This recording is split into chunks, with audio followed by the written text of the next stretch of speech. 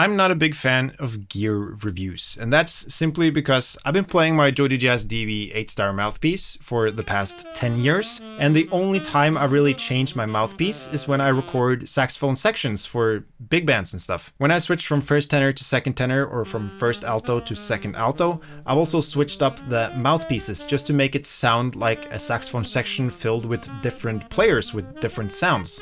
Having played this thing every single day for the past 10 years, would make reviewing another saxophone mouthpiece a little bit unfair because I'm so familiar with this one. That being said though, let's do a saxophone mouthpiece review. I gotta check one thing. November 19th, out for delivery by the end of day. That is a JodyJazz hand-hammered mouthpiece coming my way. Now, full disclosure, this is being sent to me for free by JodyJazz. I don't know when this mouthpiece is going to show up today, but I wanted to film an unboxing and my first initial thoughts on the mouthpiece. I got an 8-star of the JodyJazz DV. The hand hammered that I'm getting in the mail today is also an 8-star.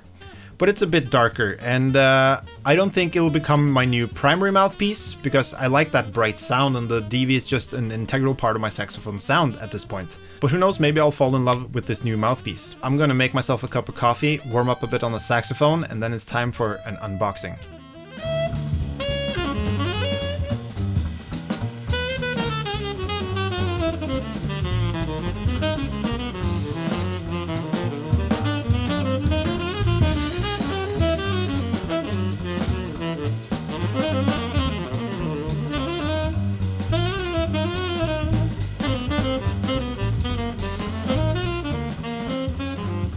No long tones before coffee.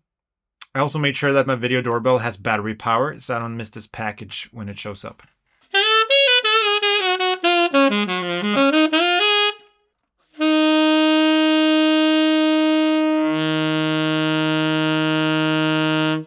That's a Joe Allard exercise that I've been warming up with pretty much every day lately because I'm doing a course in overtones over on my Patreon. I'll link it up here if you want to go check that out.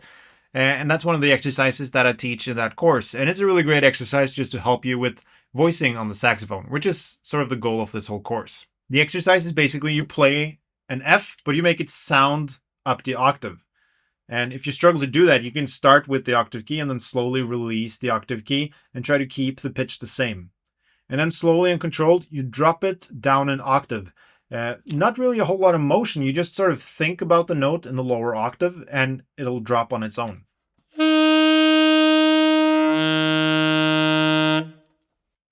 And then you just do that chromatically going down all the way to low B flat.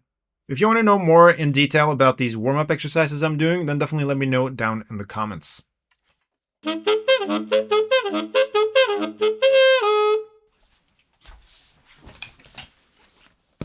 It's here. Mouthpiece and a power ring.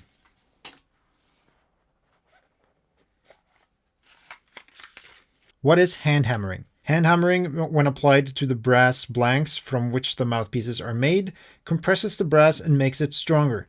The harder the material, the easier it rings out and sustains. You need less energy to get it to resonate than a softer, unhammered piece of brass. This results in a sweeter sounding mouthpiece with uniquely warm and complex tonal characteristics.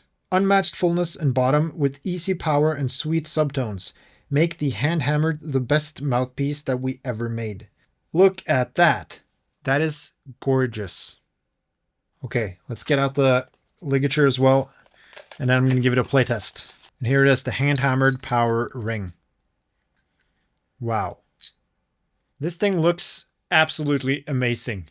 I'm used to playing mouthpieces with a bit of a baffle, so it's going to be interesting. But I can't wait to get this thing on my saxophone, so let's go ahead and give it a playtest. This thing is huge. Right, here we go. First time playing the JodyJazz hand hammered.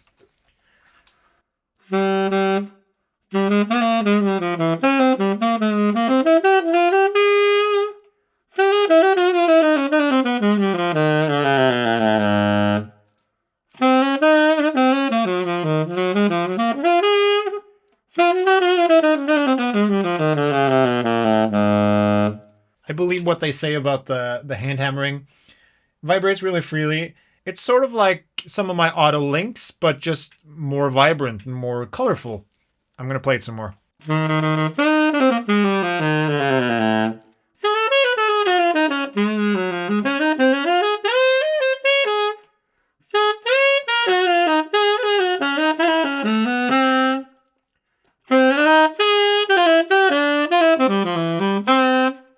It would be interesting to see what it sounded like if they made a hand-hammered mouthpiece with a higher baffle, like the DV.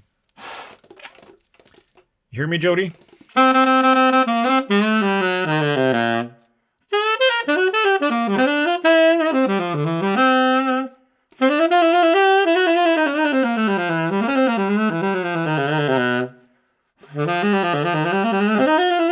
Looks gigantic when it's with the cap on. It is a gigantic mouthpiece. I mean, it's huge compared to my DV. Like, look at these two next to each other. And it's a very different mouthpiece than what I'm used to.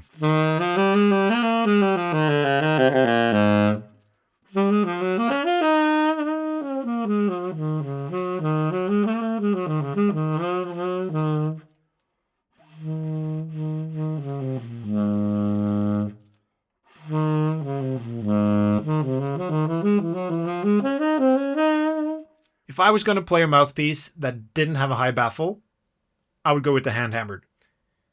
This is by far the best, like, this style of mouthpiece that I've ever played. It's a bit dark for my taste, but I'm definitely going to be using this as my, like, second tenor mouthpiece when I record horn sections going forward. Not only is it a really, really beautiful mouthpiece, it sounds full, it's really easy to play. Like, being so big with so much metal, it really vibrates easily. I'm going to play it some more. It's really fun to play this thing.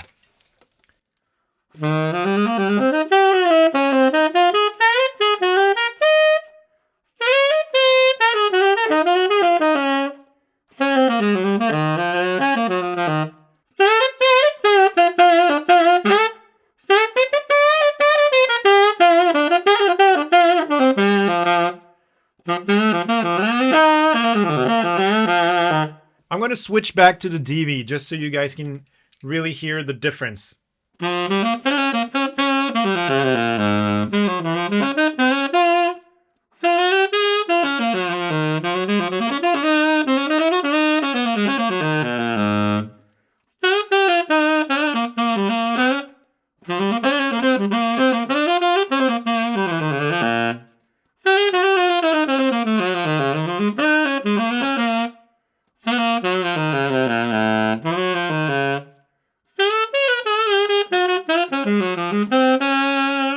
The hand-hammered has this warmth to it that's really, really nice.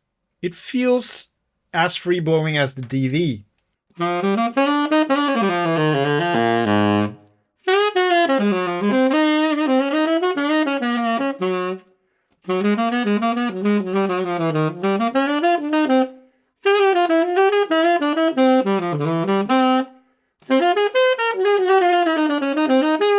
I'm going to play this with some headphones on, just listening through Pro Tools to what this mic is recording, just to sort of hear my sound coming from somewhere else. It's just a great way to hear your sound as it's perceived by others, to play with headphones on.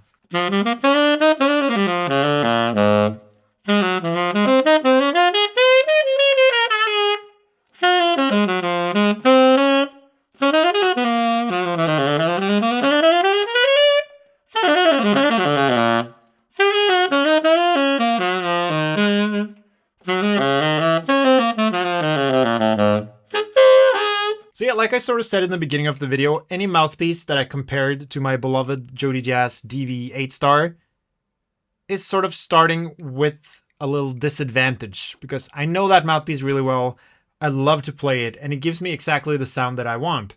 If I was to play another mouthpiece, I would probably go for something else with a high baffle. Like, I'd be curious to try the Superjet and then the DV Chicago and DV New York mouthpieces as well, just to compare those to the DV. So maybe if I get my hands on those in the future, I'll give you a little playtest of those as well. But the hand-hammered, definitely a great choice if you're going for this style of sound, a little darker. And, you know, it's a versatile mouthpiece. I can still play some pretty bright stuff on this thing.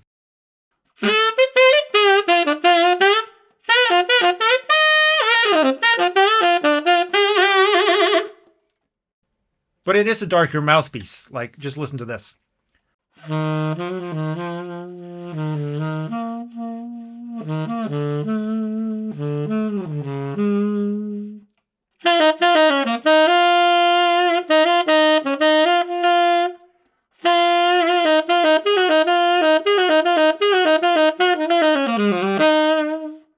I think 15-year-old Magnus would go crazy for this because I was going for a different sound back then.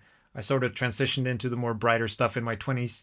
Fantastic mouthpiece. I really gotta say, Jody did a great job with this one. Not only does it look beautiful, but it plays super well also. So that's it for this video. I hope you enjoyed this little mouthpiece test. I'm gonna keep this thing on display and use it when I record my second tenor. And who knows, maybe I'll bring it out at a jazz gig every now and then. But this thing is really fun to play.